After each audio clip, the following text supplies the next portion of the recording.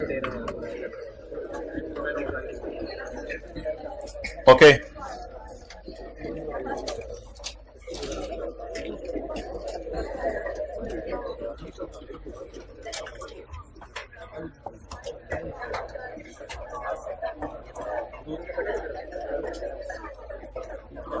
Page number 67 जी। क्या करना है भाई? ये स्विंग बंद कर रहे हैं, इसको स्विंग को ऊपर कर दें।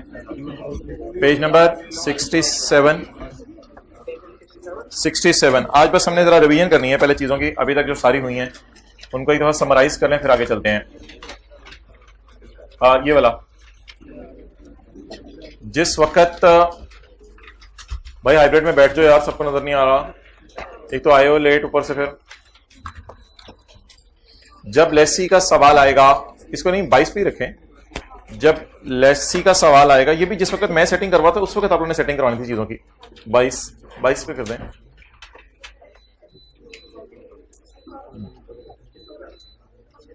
स्विंग बंद करना है इसका, हो गया। चलें, जिस वक्त कुछ लेसी का सवाल आएगा तो आपने स्टार्ट करनी है वर्किंग लीज पेमेंट में और present value of lease payment. ये मोबाइल भाईजान तो लीज पेमेंट और present value of lease payment. सवाल यह है कि अमोर्टाइजेशन शेड्यूल कहां से स्टार्ट होगा लेसी के सवाल में, तो वो होगा present value of lease payment से।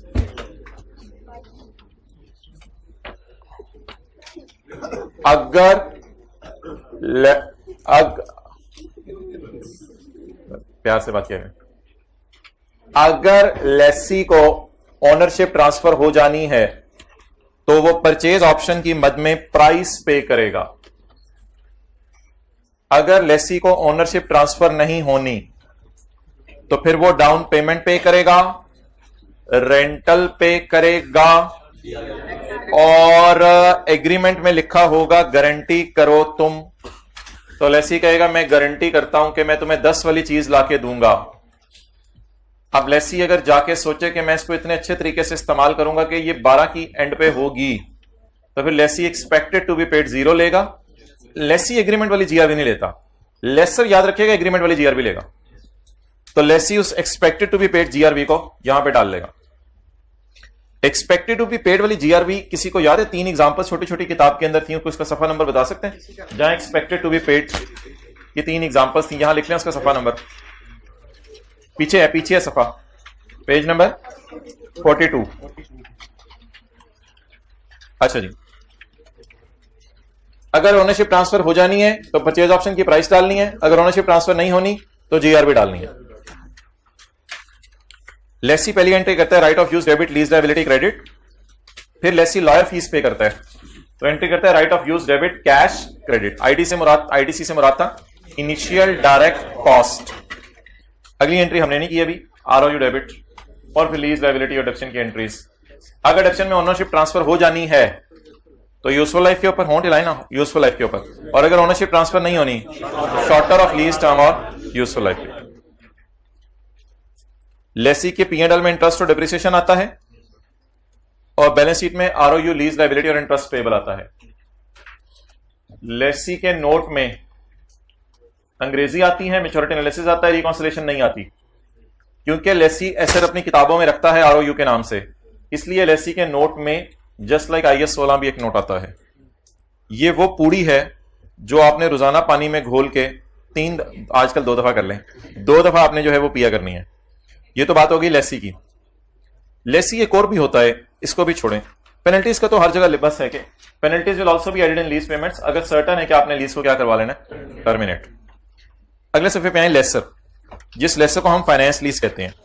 लेसर की फाइनेंस लीज, लेसर का अगर सवाल आएगा पेपर में, इस दफा जो अटेम्प्ट है सितंबर वाली, तो आपने ग्रॉस इन्वेस्टमेंट से सवाल शुरू कर देना,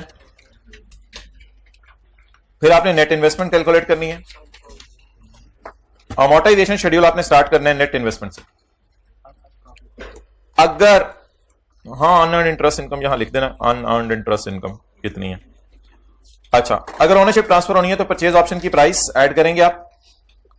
अगर ओनरशिप ट्रांसफर नहीं होनी तो जीआरबी वाली एग्रीमेंट वाली याद रखिएगा, जीआरबी एग्रीमेंट वाली, बस जितनी लेसी गारंटी करके गया है, जितनी एग्रीमेंट में लिखी हुई है वो आपने ले लेनी है, और यूजीआरबी।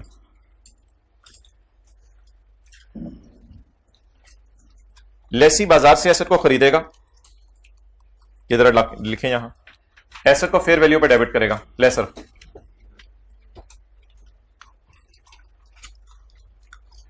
इस पे क्वेश्चन मार्क लगा लें क्योंकि अभी लेसर की आईडीसी में आपको नहीं कराई,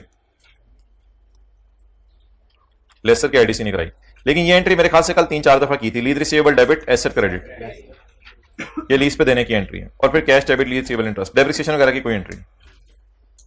लेसर के P&L में इंटरेस्ट इनकम आएगी और बैलेंस शीट में लीज रिसीवेबल और लेसर के नोट में 3 चीजें आएंगी, अंग्रेजी आएगी, मैच्योरिटी एनालिसिस आएगा और रिकॉन्सिलिएशन आएगी। रिकॉन्सिलिएशन स्टार्ट होगी टोटल लीज रिसीवेबल से, उसमें ऐड होगा यूजीआरवी, ग्रॉस इन्वेस्टमेंट आ जाएगी, उसमें अर्निंग इंटरेस्ट इनकम लेस होगा, नेट इन्वेस्टमेंट आ जाएगी। क्या क्वेश्चन नंबर 15 में सारी चीजें मौजूद थी जो होमवर्क का सवाल था? सारी चीजें आपने कर ली होंगी इसमें। ओके, ये डिस्कशन हो गई लेसर की। Penalties will also be added in lease payments, अगर सर्टन है कि लेसी ने टर्मिनेट करवा लेना। अच्छा जी, अब सवाल अगला ये होगा कि कल जो हमने डिस्कशन की थी जीआरबी और यूजीआरबी की, लेसी और लेसर की समरी होगी, कल जीआरबी यूजीआरबी की डिस्कशन की थी, तो ये निकाल लेते हैं पेज 55 पर एग्जांपल 1, ताकि कल वाले की तरह रिवीजन हो जाए। बस 5-10 सफे पीछे करें, पेज 55।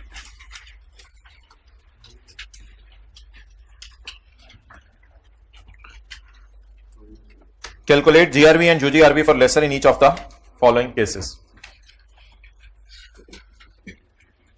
इसमें 2 स्टेप अप्रोच है। पहली यह है कि लेसी ने एग्रीमेंट में कितनी लिखी है जीआरबी, और लेसर ने सोची कितनी है। जो लेसर ने सोची है डेट इज नॉट जीआरबी और UGRB, that is RV, that is residual value. यह बात याद रखनी है।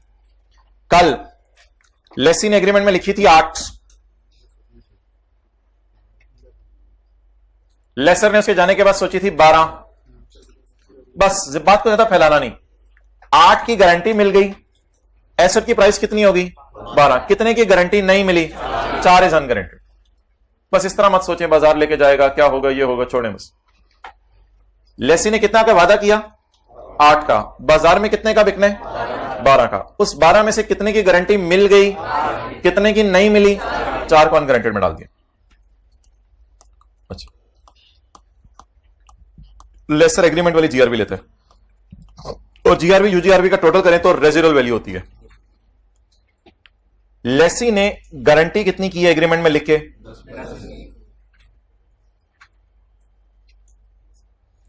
अगरचे लेसर का ख्याल है कि मशीन कितने की होगी 15 की, नाउ लिखें 15 इज आरवी। लेसर ने सोचा कि एंड पे ये 15 का होगा, उस 15 में से 10 की गारंटी मिल गई है, तो कितने की गारंटी नहीं मिली 5 इज यूजीआर। स्टेप 1 एग्रीमेंट वाली, स्टेप 2 बाजार वाली, यानी टोटल रेजिडुअल वैल्यू, बाजार टोटल एसेट कितने का, तो बाकी इज गारंटेड और still not guaranteed.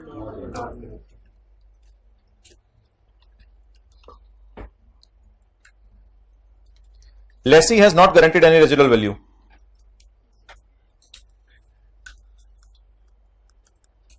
Lessee has not guaranteed any residual value. However, lessor thinks that machine have a residual value of 4 million at end of lease. Lessor के ख्याल है residual value 4 होगी। Laser वाली आपने पूरे में डाला करनी है।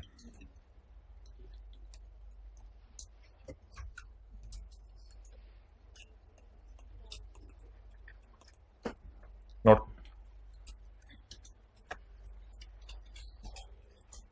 स्टेप 1 एग्रीमेंट वाली, step 2 total residual value, step 3 UGR.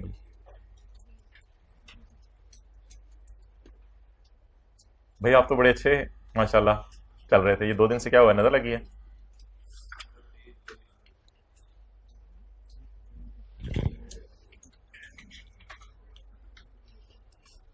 कल तो आपने मगरिब से लेकर सहरी तक मोबाइल को हाथ नहीं लगाया होगा।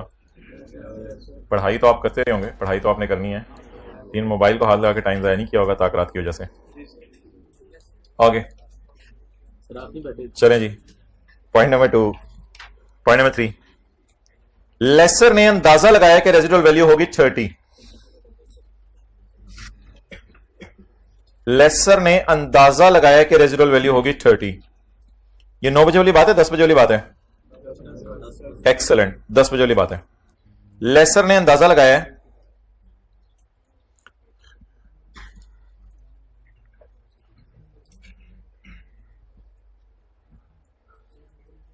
ना ना ना ना बोलना नहीं। लेसर ने क्या अंदाजा लगाया? What is residual value? 30। Lessor ने अंदाजा लगाया 30 होगी at the end of lease. ये लेसर का अंदाजा है या ये लेसी का एग्रीमेंट में लिखी हुई चीज है? अब उसने अंदाजा पहले दे दिया, ठीक है, कोई मसला नहीं। However only 20 is guaranteed by Lesi.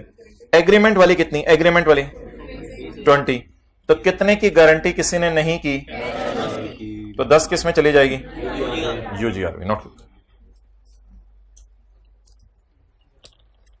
Laser का अंदाजा टोटल रेजिडुअल वैल्यू हुआ करेगा, उसमें से जीआरवी माइनस कर देंगे तो आपकी निकल आया करेगी यूजीआरवी। ऐसी थोड़ा सा कैच कैच खेलो, जरा फ्रेश हो जाए।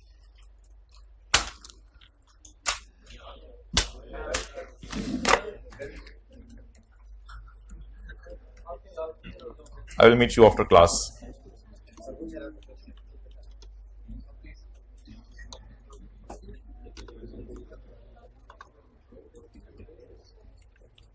लेसर ने अंदाजा लगाया, बस कर देना, बस वो कितनी बातें करनी है। लेसर ने अंदाजा लगाया कि रेजिडुअल वैल्यू होगी 5 लाख। लेसर ने अंदाजा लगाया रेजिडुअल वैल्यू होगी 5 लाख। अल्लाह करे। Out of which 2 lakh is guaranteed by lessee. 2 lakh ने गारंटी, तो कितने की गारंटी इसको नहीं मिली? 3 लाख। सीसी को 18 पे कर दें इस वाले को। ओके, डन, डना, डन। ओके, आखिरी वाला सिनेरियो बड़ा मजे का है, साथ वाले को मेंटली प्रिपेयर कर दें क्योंकि आप हंसते हंसते उसकी तरफ लोटपोट होने वाले हैं आप थोड़ी देर में। लेसी ने गारंटी कितनी की एग्रीमेंट में? वेट, लेसी ने गारंटी कितनी की? 10,000। एग्रीमेंट में गारंटी। लेकिन लेसर का ख्याल है कि मशीन की, ऐसा बार मैं बताता हूं, इतना पक्का नहीं चलाना लगाए। लेकिन लेसर का ख्याल है कि मशीन की रेजिडुअल वैल्यू एंड पे सिर्फ कितनी होगी? 7,000। यानी वो बुरे तरीके से इस्तेमाल करेगा 7,000। जी आप बता दें। बट जीआरवी आप 10 ही लेंगे, आप जीआरवी 10 ही लेंगे और आप यूजीआरवी 0 लेंगे। वाई? बिकॉज चाहे लेसी 7,000 वाली खराब चीज ले भी आए, उसने मुझे गारंटी की हुई है 10 साल की, तो एग्रीमेंट वाली गारंटी मैंने यूज करनी है। अल्लाह का शुक्र है मैंने गारंटी ली हुई है 10 साल की। तो ये एक अजीब सा सिनेरियो है जो बन सकता है कि लेसी ने कितना वादा किया हुआ है? 10 का, और एंड पे क्या वैल्यू आएगी? 7। तो 7 हमें नहीं मिलेगी, हमें तो लेसी की गारंटी मिलेगी। उससे वादा लिखवाया, सफे पे लिखवा के लेके गया था मैं कि भाई तुम मुझे 10 दे देना। तो मेरी सूरत में आपने यूजीआरवी 0 लेनी है। नेगेटिव सेगेटिव का कोई चक्कर नहीं आता। क्या जी मोहतरम? जी माड़ा क्या कह रहा तू? हंसी नहीं आई मेरी इस बात पे, हंसी नहीं आई। खड़े हो जाओ, खड़े हो जाओ।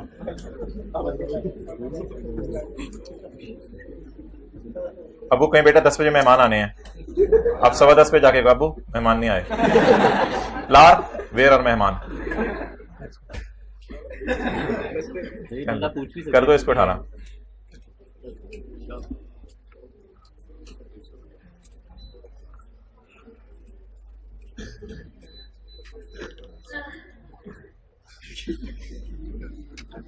अच्छा भी जिंदगी में बड़ों की इज्जत किया करें, छोटों पे शफकत किया करें। अब साथ वाले जरा देख लें बड़ा है या छोटा है, इसकी डेट ऑफ बर्थ पूछ लें। अगर बड़ा है तो इज्जत करें, छोटा है तो इसकी शफकत करें, शफकत करें इसमें।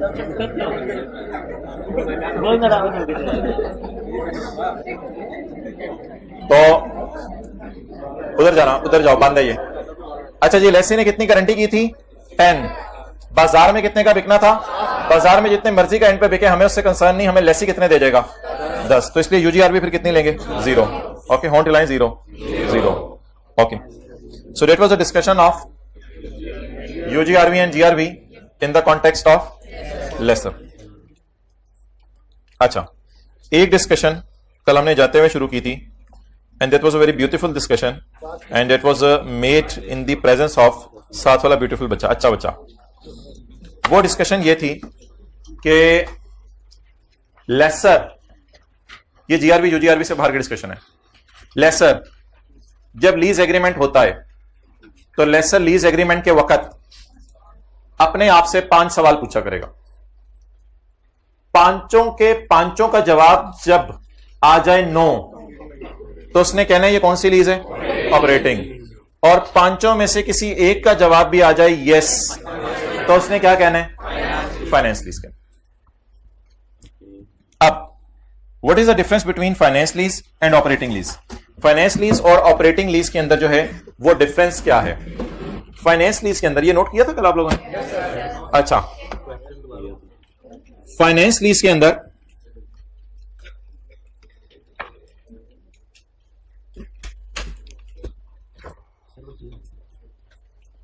नहीं, ताल्लुक नहीं इसका.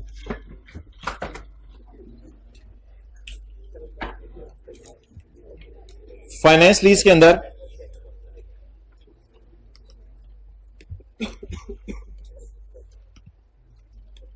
चुप चुप चुप चुप चुप चुप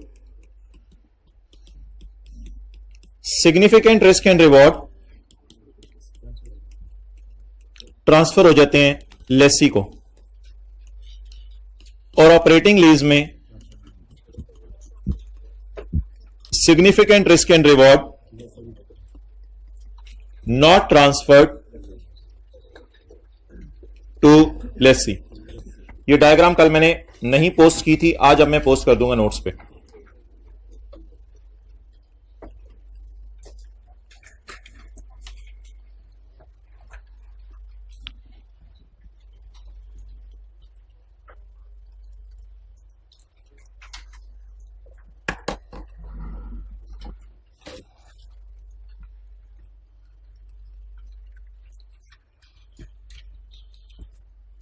यूजफुल लाइफ 5 साल, लीज टर्म 4 साल.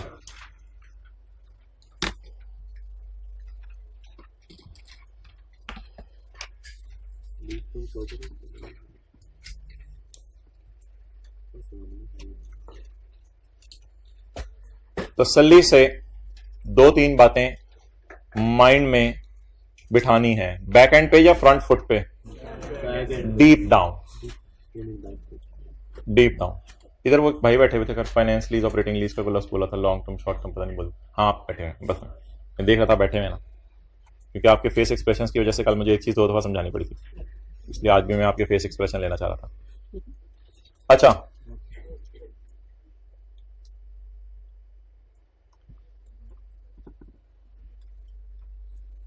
लेसर बीइंग अ बैंक जब एसेट खरीदता है तो इसके पास 2 ऑप्शंस होती हैं. एक ऑप्शन ये होती है कि एसेट जब लीज पे दे तो ना सिर्फ एसेट दे बल्कि एसेट को किताबों से भी क्रेडिट कर दे. और लेसर जब लीज पे एसेट देता है, इसके पास दूसरी ऑप्शन होती है कि सिर्फ एसेट दे, चलाने के लिए किताबों से क्रेडिट ना करे. इस बुनियाद पे दुनिया के अकाउंटेंट्स ने लीज के 2 नाम रख दिए. किसके एंगल से? लेसर के एंगल से, लेसी के एंगल से नहीं. आप जो मैंने बोला है वो आप मेरे साथ बोलें. लेसर जब कोई एसेट लीज पे दे तो इसके सामने 2 ऑप्शंस होती हैं. या तो एसेट देते हुए एसेट को भी किताबों से क्रेडिट कर दे, या बैंक किताबों से एसेट क्रेडिट कर दे, या एसेट तो दे दे लेसी को लेकिन अपनी किताबों से क्रेडिट ना करें. इधर आए, ऑपरेटिंग लीज का लफ्ज़ ना देखें, इधर देखें. एक एसेट है, उसकी उम्र 60 साल है, लेसी ने 2 दिन के लिए किराए पे ले लिया. आप क्या मशवरा देंगे बैंक को कि ये एसेट को अपनी किताबों से निकाल दे? मशवरा नहीं देंगे. क्यों? Significant risk and reward not transfer to only insignificant. 2 दिन के रिस्क और रिवॉर्ड उसको ट्रांसफर किए हैं, significant risk and reward transfer नहीं किए. इसलिए ऐसी सूरतों में जब ये वाली गाड़ी दी जाती है तो अक्सर लेसर कहता है ड्राइवर मेरा होगा भाईजान, क्योंकि वो उसको रिस्क नहीं लेने दे रहा हो, कहता है भाईजान तो चीज मेरी है, मैं ही इसकी हिफाजत करूंगा, तूने खुद ड्राइव कर दी, तूने शी पोंग पूंग मारने तूने खंभों के अंदर, तो इसके तो 4 कैमरे हैं, तुझे नजर नहीं आना, देखना किस कैमरे में। तो ऐसी सूरत में लेसी को रिस्क एंड रिवॉर्ड ट्रांसफर नहीं हो रहा, बेचारा 2 दिन के लिए तो इस्तेमाल कर रहा है। लेकिन अगर कोई एसेट है जिसकी उम्र कितने साल है, 5 साल, और लेसर लेसी को कह रहा है 4 साल के लिए 13, तो इसका मतलब है लेसी उस एसेट की भरपूर जवानी एंजॉय कर रहे हैं, तो इसका मतलब है लेसी अच्छा खासा अरसा एसेट क्या कर रहे हैं। तो लेसर सोचता है कि significant risk and rewards are, जा बड़े ये तेरा हुआ, चाहे चौथे साल के एंड पे वो वापस भी मिलना हो।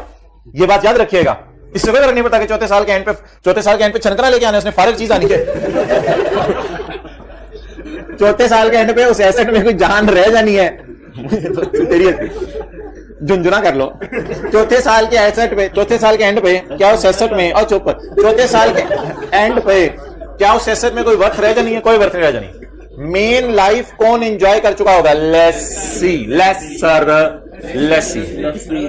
चले खामोश खामोश हो जाओ, बस बस बस, हम आप खड़े हो जाओ, पीछे जाओ, अभी ये करके मैं बोलने वालों को। अच्छा जी, अब मेरे सवाल का जवाब सुनिएगा।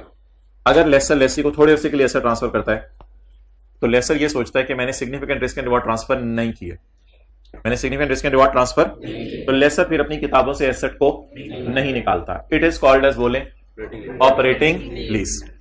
और दूसरा सवाल, अगर लेसर लेसी को एसेट अच्छे खासे अरसे के लिए दे देता है, तो फिर लेसर क्या सोचता है, मैंने significant risk and reward lessee को ट्रांसफर कर दिए, और इस लीज का नाम फाइनेंस लीज।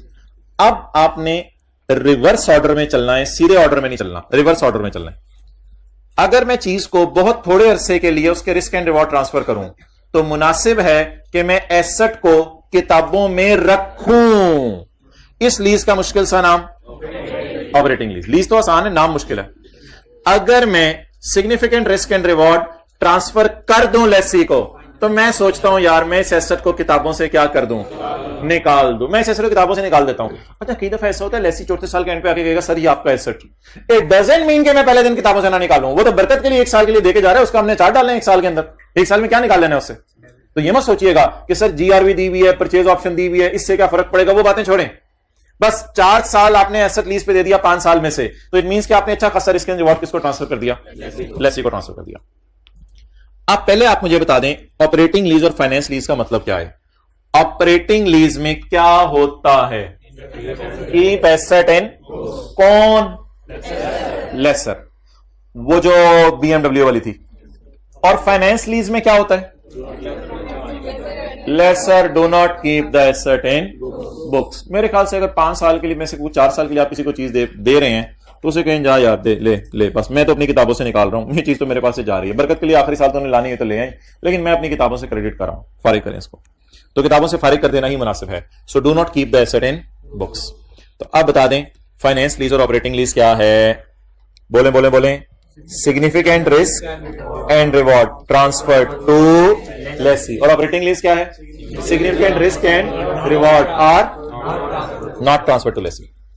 अब it is not very simple कि मैं 4 को 5 से डिवाइड कर दूं और 2 दिन को 60 साल से डिवाइड कर दूं तो मुझे पता चल जाएगा पेपर में लीज फाइनेंस है ऑपरेटिंग है।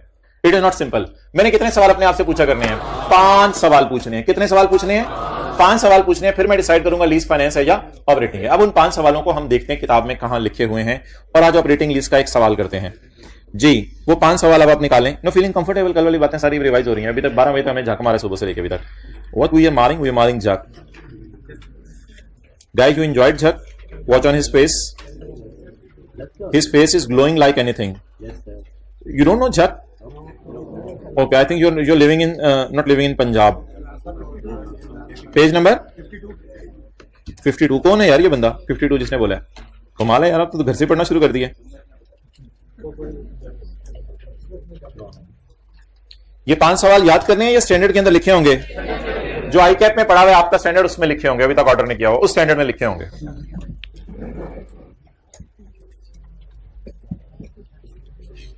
Primary indicators for testing lease as finance are. इन सारे टेस्टों के बाद हमने बताना है कि मरीज को कैंसर हुआ या नहीं हुआ। 5 टेस्ट करेंगे, 5 टेस्टों के बाद हम बताएंगे। ये 5 टेस्ट कल जबानी हमने किए थे, अब आज इनको हम क्या करने लगे हैं, लिख के करने लगे हैं, यानी देख के करने लगे हैं। पहला सवाल, लीज में ट्रांसफर हो जाएगी ओनरशिप। आप ना वो वाली मिसाल जहन में रखें, 60 साल गाड़ी की लाइफ है और 2 दिन के लिए लीज पे दी है, वो मिसाल जहन में रख के मेरे सवालों के जवाब देने हैं। क्या इस लीज में ट्रांसफर हो जाएगी ओनरशिप उस गाड़ी की लेसी को by the end of lease मुफ्त में? नो, वो पागल है, 2 दिन का किराया देके 60 साल वाली गाड़ी उसको दे दे? बोले नो। अगला सवाल, क्या लेसी के पास ये ऑप्शन है कि वो 2 दिन के एंड पे परचेज कर सकता है एसेट ऐसी प्राइस पर जो कि बहुत ज्यादा कम होगी फेयर वैल्यू से, जिस वक्त वो ऑप्शन एक्सरसाइज करने का टाइम आए, वो आएगा 2 दिन बाद, और ये रीजनेबली सर्टन भी है कि इंसेप्शन डेट पे पहले दिन खड़े होकर ये अंदाजा लगाया भी जा सकता है, that option will be exercised. क्या lessee has the option to purchase? भाई इतनी सी बात का जवाब दे दें, क्या दूसरे दिन के एंड पे लेसी के पास परचेज करने की ऑप्शन है? लेकिन पूरी इंग्लिश भी पढ़ लें, आसान सी इंग्लिश है। क्या लेसी के पास परचेज करने की ऑप्शन है एसेट को ऐसी कीमत पर जो बहुत ज्यादा कम होगी फेयर वैल्यू से? मेरा नहीं ख्याल ऐसी कोई ऑप्शन BMW वाली गाड़ी में हमने रखी थी। और जिस वक्त at the date option becomes exercisable, when the option will become exercisable? दूसरे दिन के एंड पे। और ये रीजनेबली सर्टन भी होना चाहिए जब लीज शुरू हो रही हो कि वो ऑप्शन को क्या करेगा, एक्सरसाइज। बहरहाल इस सारी अंग्रेजी के चक्कर में जाने की जरूरत नहीं, मुझे ये बता दें, क्या लेसी के पास ऑप्शन है to purchase at a price that is expected to be lower than fair value? कोई ऑप्शन नहीं। तीसरा सवाल, अगर मैं लीज टर्म को पकड़ूं और इकोनॉमिक लाइफ से डिवाइड करूं, हमने कहा लिखी थी यूजफुल लाइफ, और स्टैंडर्ड कौन सी लाइफ कह रहे हैं, इकोनॉमिक। अब मुझे बताएं यूजफुल लाइफ और इकोनॉमिक लाइफ में क्या फर्क हो सकता है? मैं आपको 2 मिसालें देता हूं, आपने ना एक पेपर में सवाल आया जिसमें आपको लीज टर्म दी हुई थी 2 साल, यूजफुल लाइफ दी हुई थी 3 साल, और इकोनॉमिक लाइफ दी हुई थी 5 साल। और एक और पेपर में सवाल आया जिसमें आपको लीज टर्म दी हुई थी 6 साल, यूजफुल लाइफ दी हुई थी 7 साल। असूली तौर पे आपने पेपर में डिवाइड किया करना इकोनॉमिक लाइफ में, लेकिन जब इकोनॉमिक लाइफ अवेलेबल, जैसे कल वाले सवाल में अवेलेबल, तो मैंने जाते जाते क्या कहा था, मजबूरन किससे डिवाइड कर दें? किस सवाल में अच्छा डाटा अवेलेबल है? एग्जाम्पल 1 में। किस सवाल में हम मजबूरी में काम करेंगे? यूजफुल लाइफ होता है कि ये एंटिटी कितना अरसा इस्तेमाल कर सकती है इसको, इकोनॉमिक लाइफ होता है मैक्सिमम एसेट में कितने अरसे की जान है। तो बताएं what is ideal scenario, example 1 और 2। लेकिन जब हम टेस्ट लगा रहे होंगे पेपर में, तो हम क्या करेंगे, 2 को किससे डिवाइड करेंगे? 5 से, क्योंकि अच्छा डाटा अवेलेबल है। लेकिन अगर खुदा ना खास्ता इकोनॉमिक लाइफ अवेलेबल नहीं है और सवाल में सिर्फ कौन सी लाइफ अवेलेबल है, फिर मजबूरी में किससे डिवाइड करेंगे? यूजफुल लाइफ से। तो मजबूरी है, मजबूरी में क्या करें? अच्छा जी, लेकिन हम BMW वाली मिसाल पे वापस आए, ये नोट करके, क्या अगर मैं 2 दिन को 60 साल से डिवाइड करूं तो जवाब 75% आ सकता है? 1% आ जाए बड़ी बात है, 75% तो दूर की बात है। तो तीसरे सवाल का जवाब भी क्या आ गया? नो। पहले ये नोट कर लें।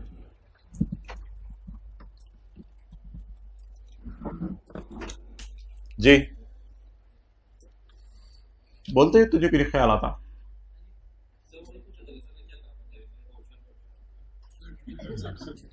मैं क्या सी के हम आदमी को खिलौता रहे। अब पूछो उससे क्या कहा था?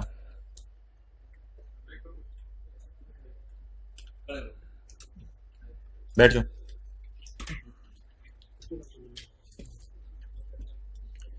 ओके नेक्स्ट जी, is lease term a major part of economic life of the underlying asset? इसको ब्रैकेट में ले लें, even if the title is not transfer. Title transfer होने से कोई फर्क नहीं पड़ता, कहते टाइटल ट्रांसफर होना ना छोड़ो, इवन इफ का मतलब होता है वेदर और नॉट, चाहे टाइटल ट्रांसफर होना हो, कहते टाइटल ट्रांसफर होना भाड़ में जाए, इसको छोड़ो, टाइटल ट्रांसफर होना कभी नहीं देखना। वो आपने ऑप्शन नंबर ए में देख लिया था, इसलिए इसको ब्रैकेट में ले लें, छोड़ें। बताएं मेजर कैसे पता चलेगा?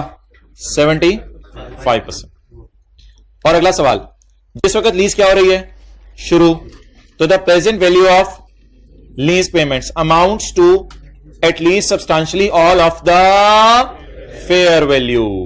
तो अब बता दें मोहतरम, इसमें क्या किया करना है हमने? एलटी को डिवाइड करना है इकोनॉमिक लाइफ पे, और इसमें पीवी को डिवाइड करना है फेयर वैल्यू। 2 बातें याद रखें, इधर हमने लीज टर्म को डिवाइड किया करना इकोनॉमिक लाइफ पे, ना अवेलेबल हो तो यूजफुल लाइफ, और इधर प्रेजेंट वैल्यू को डिवाइड किया करना है फेयर वैल्यू से।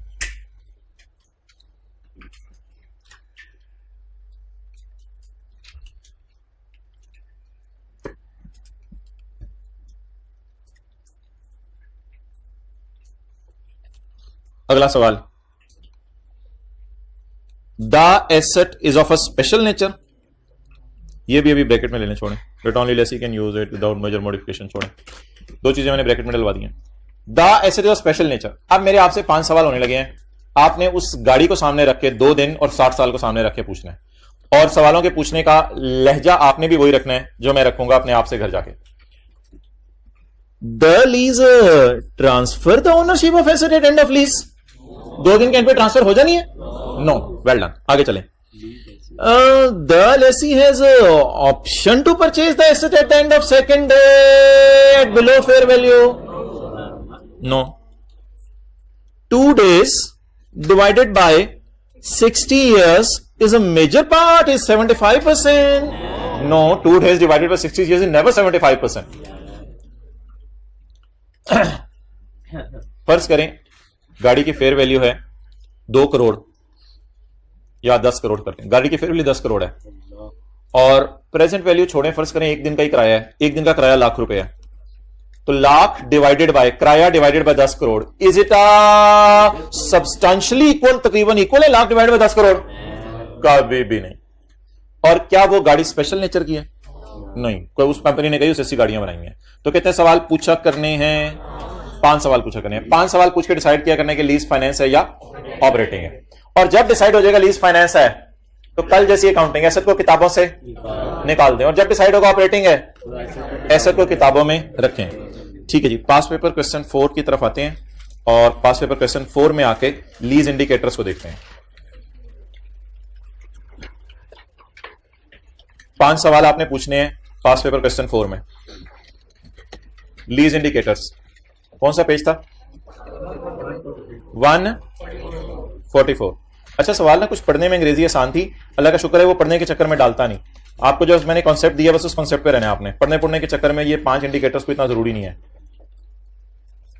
कोई बंदा एक छोटी सी ना गड़बड़ करे और सोल्यूशन में जाके ना मुझे जरा एनआई बता दे, सोल्यूशन में जाए जरा एनआई बता दे, एनआई जरा 2 नंबरी मारे, एनआई जिसको मैं पीवी कह सकता हूं, जल्दी जल्दी जल्दी। 21000000।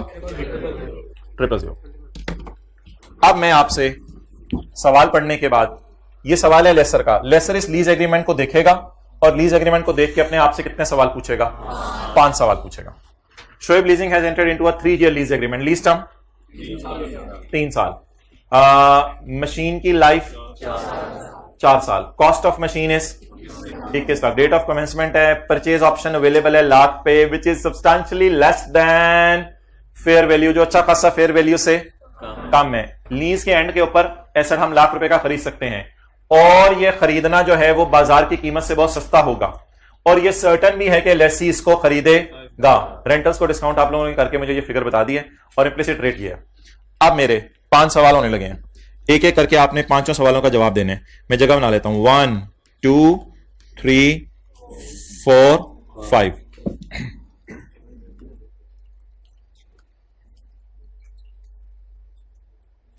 ओके, क्या तीसरे साल के एंड पर चौथे साल के लिए एसेट लेसी को मुफ्त में मिल जाएगा? पहला सवाल हो गया, उर्दू में याद रखें वो सवाल। दूसरा, क्या तीसरे साल के एंड पर, मुझे सवाल पूरा करने दीजिएगा, अब वो स्टैंडर्ड की सारी वर्डिंग में उर्दू में बोल रहा हूं, क्या तीसरे साल के एंड पर लेसी को एसेट चौथे साल के लिए मिल जाएगा मार्केट से बहुत कम पैसे देके, और ये सर्टन भी है कि वो ले लेगा? यस। आगे जाने की जरूरत नहीं है, ये लीज क्या बन गई। अब इस चक्कर में जाने की जरूरत नहीं कि अगले सवाल का जवाब क्या आता है, चलते चलते एक सवाल का जवाब भी क्या आ जाए। तो लीज क्या बन गई? Finance. I repeat the both questions. क्या तीसरे साल के एंड पे हमें मुफ्त में मिल जाएगा? क्या तीसरे साल के एंड पर, एंड ऑफ लीज, क्या तीसरे साल के एंड पर हमारे पास एक ऑप्शन है कि 3 लाख वाली चीज लाख में खरीद सकें, और हमारा इरादा भी है खरीद लेंगे। तो क्या दूसरे सवाल का जवाब यस आ गया? अगला ना आपने वो किया करना है, लीज टर्म मजबूरी में यूजफुल है। लीज टर्म को डिवाइड करना है मजबूरी में यूजफुल है। मोबाइल लीज टर्म पकड़े, डिवाइडेड बाय 4, जवाब हाँ 75% एग्जैक्ट आ गया, कोई मसला नहीं, 75% एग्जैक्ट आ गया। अब जवाब क्या आ गया? Yes yes. लेकिन ये सवाल सुने क्या होता है, ये सवाल होता है is lease term a major part of economic life? कैसे पता चलेगा मेजर है? 75% या उससे ऊपर। Is lease term a major part of economic life? वो तो अच्छी बात है, 2 का जवाब यस आ गया, हमारे लिए 1 का जवाब भी यस आ जाता तो काफी था। इफ आई डिवाइड, अब माना कि सवाल लेसर का है लेकिन बस पीवी लिख लें, कोई मसला नहीं। PV divided by FV, what is PV? आप लोगों ने सोल्यूशन से देख के मुझे बताइए। 2.1। What is FV? 2.1 is equal to 100%। ये 90% भी वैसे आ जाता तो काफी था। Is present value of lease payment at start of lease is substantially equal to fair value? Is अच्छा खासा equal to fair value? Is बल्कि 100% equal to fair value? Yes. Is asset is of such a special nature के पूरी दुनिया में लेसी को ही ये asset मिल रहा है और किसी बंदे को दुनिया में नहीं मिलेगा? नो। तो ये प्लीज तीसरा और चौथा सवाल जो है ना, इसके नीचे ये नोट भी डालें और नोट करें।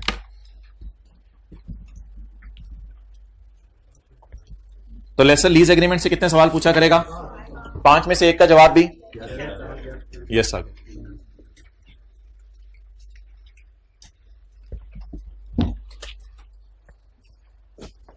नोट करने के बाद 5 सवाल अपने साथ वाले को जरा बताने हैं, और देखिएगा आपने अच्छी तरह से बताया या उसने? क्या करना है? ये बंद करो, नहीं ऐसी बंद नहीं होगा भैया।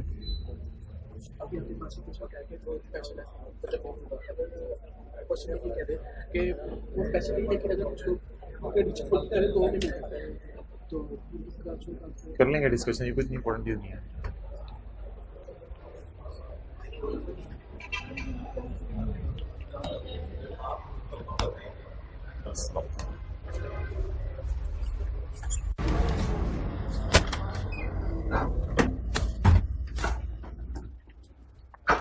किसी ने बताया ज़बानी साथ को?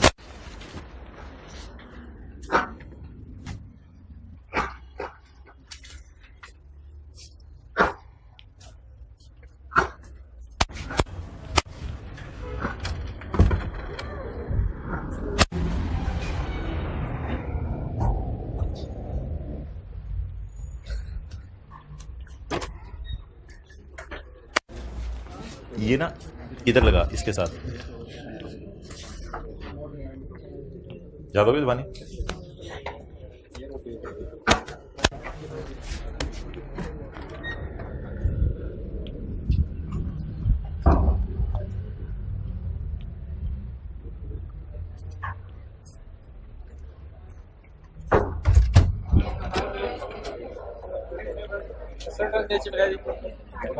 पहला सवाल, क्या लीज टर्म के एंड पर एसेट लेसी को मिल जाएगा मुफ्त में? दूसरा सवाल, क्या लीज टर्म के एंड पर लेसी बाजार से सस्ती कीमत पर एसेट लेसर से ले सकता है और लेसी सर्टन है इस पे कि उसने लेना है? तीसरा सवाल, लीज टर्म को डिवाइड करें यूजफुल लाइफ पे, तो क्या जवाब 75% या उससे ऊपर आ रहा है? चौथा सवाल, पीवी को डिवाइड करें फेयर वैल्यू से, तो जवाब 90% या उससे ऊपर आ रहा है? और पांचवा सवाल, क्या एसेट स्पेशल नेचर का है? ये कितने सवाल हो गए? 5 सवाल हो गए। स्पेशल नेचर का एसेट ये होता है कि बस लेसी ही इस्तेमाल कर सकता है। मिसाल के तौर पर कोई रॉकेट है, कोई ऐसी चीज है जो और आप किसी को दे भी देंगे। होंडा के पास जो मशीन है वो स्पेशल नेचर की है, क्योंकि शायद उससे टोयोटा वाले गाड़ी नहीं बना सकते। ओके जी जी,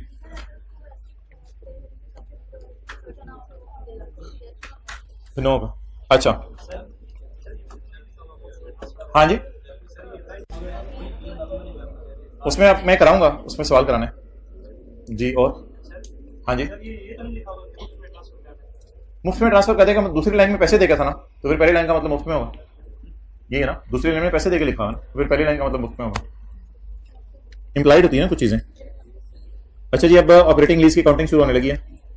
विंग्स नीचे करा दें, कर दें, खुद कर दें, देखें रजिस्टर से अगर होते हैं भाई। ये विंग नीचे करा दो इसी के, इस वाले को यार कर दो, इसको भी 18 पे कर दो। 18 पे कर दो, वेस्ट नीचे करा दो। आपने तो 2 चीज़ें पहनी है, शर्ट भी पहनी है, टी शर्ट भी पहनी हुई है। आपको कह रहा हूँ, आपको तो कोई मसला नहीं। ओके, इसको भी कर दो जरा, 18 पे नीचे कर दो। चलें जी, चलें चलें। अब रेंटल इनकम की मुझे एंट्रीज बतानी है आपने, रेंटल इनकम की मुझे एंट्रीज बतानी है। फर्स्ट कर लें BMW 60 साल है, लेकिन मैंने 2 साल के लिए किराए पे ले ली, 2 साल के लिए किराए पे ले ली। अब जब मैंने 2 साल के लिए किराए पे ले ली तो पहले साल चुप चुप चुप चुप चुप चुप चुप पहले साल का किराया 100 रुपया, अगले साल का किराया 150 रुपया। आपको क्या लग रहा है, किराया एडवांस में पे हो रहा है, एरियर में पे हो रहा है? एरियर के अंदर पे हो रहा है।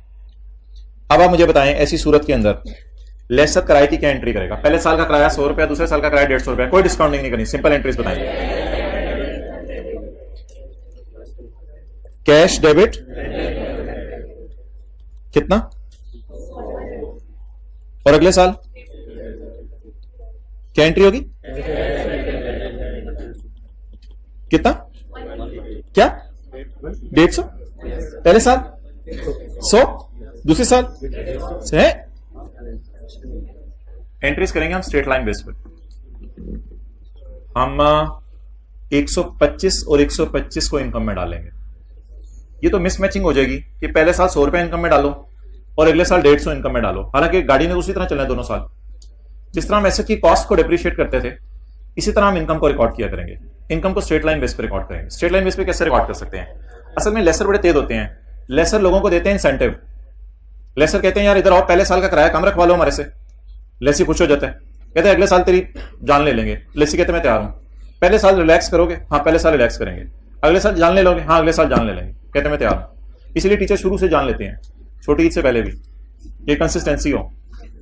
तो शुरू में भी आपकी जान लेनी है, ईद के बाद भी आपकी जान लेनी है। तो हम इस तरह नहीं करेंगे ईद से पहले कम पढ़ा दिया 100 रुपए और ईद के बाद ज्यादा पढ़ा दिया 150 रुपए। तो हमारे ये चक्कर नहीं है, हम शुरू से इंशाल्लाह जान ले रहे हैं।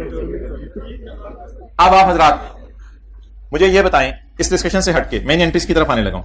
इस डिस्कशन से मुझे हटके एक चीज बताएं कि बड़ी अटेंशन चाहिए, खासतौर पे आज आपके साथ वाले की बड़ी अटेंशन चाहिए। बैंक अकाउंट है, उसमें मैंने पैसे जमा करवाए 300 रुपए, 300 रुपए जमा करवाए, और मैंने ऑनलाइन बिजली का बिल पे किया 315 रुपए। तो ओवरड्रॉन कितना हो गया? 15। और बैंक ने ट्रांजैक्शन कर दी, क्योंकि बैंक से मैंने ओवरड्रॉन फैसिलिटी ली हुई थी। ठीक है, मुझे ऐसे ना देखें, आप लोग कुछ देख रहे थे, मैंने 315 की पेमेंट की थी, तो बैंक से मैंने ओवरड्रॉन की फैसिलिटी ली हुई थी। मुझे बताएं, आप बैलेंस शीट में क्या डालते हैं? करंट लायबिलिटीज छा गए हैं। करंट लायबिलिटीज किस नाम से? बैंक ओवरड्रॉन के नाम से। कितना? 15। क्या ये आप लोगों ने जिंदगी के किसी मोड़ पर ऐसा बैंक अकाउंट देखा हुआ है? देखा हुआ है तो हाँ कर दे, नहीं देखा हुआ तो ना कर दे। देखा हुआ है? नहीं देखा हुआ, ओवरड्रॉन कभी नहीं सुना लफ्ज? अच्छा ये सुना है बैंक ओवरड्रॉन फैसिलिटी देते हैं, यानी जितना पैसा उससे ज्यादा निकलवाने देते हैं, लेकिन फिर ऑब्वियसली इस पे लोन पे इंटरेस्ट वगैरह होगा, वो कहानी होगी, वो भी छोड़ें। आपने बैंक में रखवाए कितने?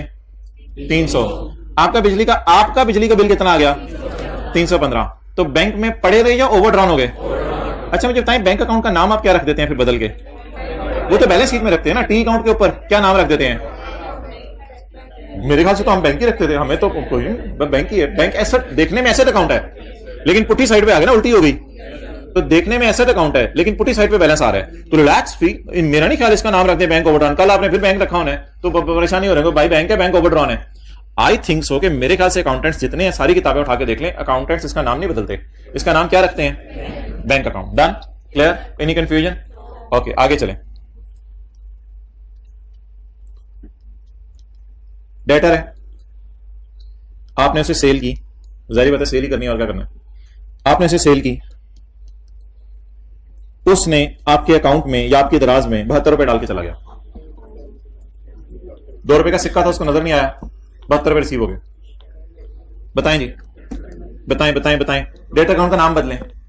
नाम नहीं बदलना, नाम नहीं बदलना, नाम नहीं बदलना। बैलेंस शीट के अंदर प्रेजेंटेशन बदल देते हैं, नाम नहीं बदलना, बैलेंस शीट के अंदर प्रेजेंटेशन बदल देते हैं। कैरी डाउन कितना? 2। वैसे तो आपको पता है डेटर का कैरी डाउन इधर आता है कि डेटर 60 रुपए दे गया तो 10 फिर दे देगा, लेकिन इतनी ज्यादा दे गया कि हमारी जान निकल गई। कैरी डाउन कितना? 2। बैलेंस शीट में करंट एडवांस फ्रॉम कस्टमर्स या पेबल टू डेटर, जो भी समझ लें आप, जो भी समझ लें। हो सकता है पेबल टू डेटर कर लें, क्योंकि हो सकता है वो आए और आके कहे यार मुझे 2 रुपए मेरे वापस करो, हम कहे हाँ यार ये 2 रुपए ले लो, हम उसे पैसे वापस कर दें। But it is like payable और it is advance, whatever you may से।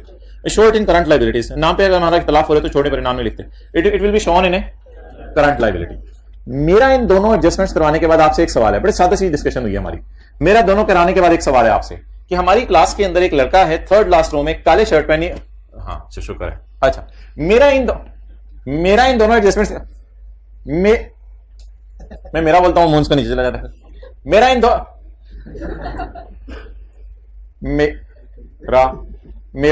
मेरा सही हो गया। मेरा इन दो एडजस्टमेंट्स कराने के बाद आपसे सवाल है कि क्या हम बैलेंस शीट में उसकी प्रेजेंटेशन बदल देते हैं या अपने पप्पू का नाम बदल देते हैं? टी अकाउंट का नाम नहीं बदलते, बैलेंस शीट में उसकी क्या बदल देते हैं? प्रेजेंटेशन बदल देते हैं। Done done done, okay. क्या मैं बोल्डली कह सकता हूं कि मैं बैंक और बैंक ओवरड्रॉन के लिए कौन सा लफ्ज यूज कर रहा हूं? बैंक। लेकिन बैलेंस शीट बनाते हुए मैं ध्यान रखूंगा उसको कहां शो कर दूंगा? ओवरड्रॉन। अच्छा जी, अब आप हजरात मुझे ये बताएं कि ये जो मेरा 100 रुपए और 150 रुपए, अगर मैं इसको पकड़ूं और पकड़ के इस तरह करूं 100 जमा 150 इज इक्वल टू 250, और ये जो 250 रुपए आ रहा है इसको मैं डिवाइड कर दूं 2 से, इसको मैं स्ट्रेट लाइन बेस पे डिवाइड कर दूं 2 से, तो बताएं जी मेरी इनकम कितनी बनी? इनकम कितनी बनी? 125। अब आप हजरात मुझे बता दें, पहले साल आया कितना? 100। कमाया कितना? 125। दूसरे साल आया कितना? 50। कमाया कितना? 125। बोले आया कमाया, आया कमाया। ओके, 2010 2011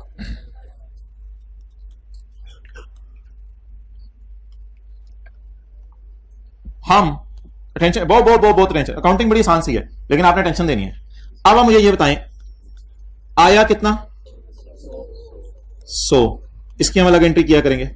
आया कितना? 100। कमाया कितना? ये मैं क्रेडिट साइड पे लिख रहा हूं। कमाया कितना? ये वाली साइड में एंट्री की पूरी नहीं की, ये वाली साइड में एंट्री की पूरी नहीं की। मुझे पता है कि एंट्री डबल होती है, लेकिन अभी मैं सिंगल एंट्री कर रहा हूं, डबल एंट्री कर रहा हूं, सिंगल एंट्री कर रहा हूं। पहले साल बोले आया कितना? 100, डेबिट पे डाल दिया। कमाया कितना? मेरा पहला साल खत्म हो गया, मेरे ख्याल तो ज्यादा साल हो गए। अच्छा, 31 12 11 आया, आया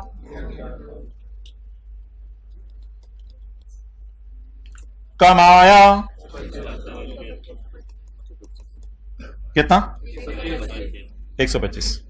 क्या ये एंट्रीज चल जाएंगी या इनके साथ कोई लफ्ज डालना पड़ेगा? इनके साथ कोई ना कोई लफ्ज डालना पड़ेगा। पहले एंट्रीज में आसान वाला पोर्शन मुझे करवा दें जो बड़ा इजी है। पहले साल आया कितना? 100, लेकिन मेरे ख्याल से मैंने तो वही गाड़ी किराए पे दी है, तो बजाय कि मैं कहूं 100 इनकम में डालूं 150 इनकम में डालूं, बेहतर है अकल लगाऊं और गाड़ी भी वही है किराए पे और लेसी भी वही बेनिफिट कमा रहा है। कोई 2 साल के अंदर गाड़ी को कोई इतना तो नहीं हो जाए कि डिमिनिशिंग पैटर्न पे या ज्यादा पैटर्न पे बेनिफिट देने लग जाए। तो इसलिए गाड़ी को बेहतर है कि इनकम में प्रॉपर तरीके से उसका किराया डालें। तो लेसर इनकम में 125 डालेगा पहले साल, और दूसरे साल भी स्ट्रेट लाइन बेस पे इनकम में बोले कितना डालेगा? 125। अब हाँ जी बोले किसका? नहीं, फ्यूचर की इनकम तो हम रिकॉर्ड नहीं कर रहे। हमने जो चीज हमने क्या चीज किराए पे दी है? गाड़ी से लेसी पहले साल कम फायदा उठा रहे हैं, अगले साल ज्यादा फायदा उठा रहे हैं। बोले जरा जल्दी बताएं। सेम फायदा उठा रहे हैं। तो पैटर्न ऑफ इकोनॉमिक बेनिफिट की मैं बात कर रहा हूं। मैं ये तो नहीं कह रहा कि फ्यूचर गेन रिकॉर्ड करें, pattern of economic benefit record करें। पैटर्न ऑफ इकोनॉमिक बेनिफिट तो आप देख लें कैसा है। दोनों सालों में लेसर कितना फायदा उठा रहा है? बराबर, और लेसी भी कितना फायदा उठा रहा है? बराबर। बस अकाउंटेंट्स ने कहा इसी तरह करो, सिंपल। ओके, अगला सवाल और आखिरी सवाल मेरा आपसे। डेटर अकाउंट जो होता है उसमें आप मुझे आया कमाया की एंट्री बता दें। आया कमाया की एंट्री, हिम्मत हौसला। आया कमाया की एंट्री, आया कमाया की एंट्री, आया की एंट्री 72। कमाया की हिम्मत हौसला हिम्मत हौसला 70। डन। डेटर अकाउंट में मुझे आया कमाया की एंट्री बताएं जल्दी। आया कमाया की एंट्री बताएं। आया की एंट्री 72, कमाया की एंट्री 70। ये एंट्री टैली हो गई या नहीं हुई? ये एंट्री पिछली जैसी बन गई। किस अकाउंट को हिट करते हैं? एसेट अकाउंट को। किस अकाउंट को हिट करते हैं? एसेट अकाउंट को। बोलें जब डेटर से पैसे आते हैं टीचर्स ने क्या कहा हुआ है? मुझे ये ना बताइएगा टीचर पहले सेल बुक कराते थे, बाद में पैसे आते थे, मुझे भी पता है, मैं भी टीचर रहा हूं, तो ये ना बताइएगा, ये मुझे पता है, लेकिन हम असल में ना लीज में कभी कभी एडवांस के सवाल भी आ जाया करेंगे, तो हम आज एक ऐसा पैटर्न बना रहे हैं जो हर सवाल में चल जाए, इसलिए आया कमाया ही हमेशा रखिएगा, आपके लिए लीज इंशाल्लाह ये आसान रहेगी। कमाया आया के चक्कर में पड़ेंगे तो वो फिर डेट्स आगे पीछे होंगे तो परेशान हो जाएंगे, इसलिए मैं एहतियातन कैश पहले रिकॉर्ड किया करूंगा इंशाल्लाह और सेल बाद में रिकॉर्ड किया करूंगा, उससे कोई फर्क नहीं पड़ेगा, एग्जामिनर को इसमें नंबर नहीं काटेगा, मेरी मर्जी। अच्छा, अब आप मुझे बताएं व्हाट इज आया 72, व्हाट इज कमाया 70। दूसरा अकाउंट कौन सा हिट होता था? कैश डेबिट डेटर क्रेडिट, और इधर इधर इधर इधर इधर डेटर डेबिट और सेल क्रेडिट, डन। अच्छा, अब ये सारी डिस्कशन के बाद आप मुझे बताएं कि अगर मैं उधर कैश के लिए कैश का लफ्ज बोल रहा हूं, उधर सेल के लिए रेंटल इनकम का लफ्ज बोल रहा हूं, तो वो जो अकाउंट मिसिंग है जिसकी वजह से हमारी एंट्रीज टैली नहीं हो रही, उसके लिए क्या मैं रेंट रिसीवेबल का लफ्ज बोल सकता हूं? डेटर की तरह, डेटर की तरह क्या लफ्ज बोल सकता हूं? Rent receivable. उधर मैं क्या लफ्ज बोल सकता हूं? बोले बोले बोले बोले बोले, रेंट रिसीवेबल। रेंट रिसीवेबल कितना? 100। थोड़ी देर पहले इधर मैं क्या लिख रहा था? डेटर। अब क्या लिख रहा हूं? Rent receivable. अन्नेवा, ब्लाइंडली। आया कमाई से एग्री कर गए थे आप? रेंट रिसीवेबल से मैं आपको जबरदस्ती एग्री करवा रहा हूं। आया कमाई से आप मेरे से लॉजिकली एग्री किए थे, रेंट रिसीवेबल का लफ्ज लिख के जबरदस्ती एग्री करवा रहा हूं ताकि डेटर से मिलती जुलती चीज आपको लगे। और इधर इधर इधर इधर बोले जल्दी जल्दी जल्दी जल्दी, रेंट रिसीवेबल कितना? 125। ये कहानी आपको कब समझ आएगी? ये कहानी आपको तब समझ आएगी जब मैं रेंट रिसीवेबल का अकाउंट बनाऊंगा, फिर आपको रेंट रिसीवेबल लफ्ज लिखने की लॉजिक भी समझ आ जाएगी, और फिर आपको जो है वो डेटर अकाउंट की तरह एक अकाउंट नजर आ जाएगा। That will be called as rent receivable. Clear? अब किस तरतीब से चीजों को नोट करना है वो मैं बताता हूं आपको। 1 मिनट लें, इसको नोट करें, बैंक अकाउंट को रोक दो, वीडियो के साथ चला दो।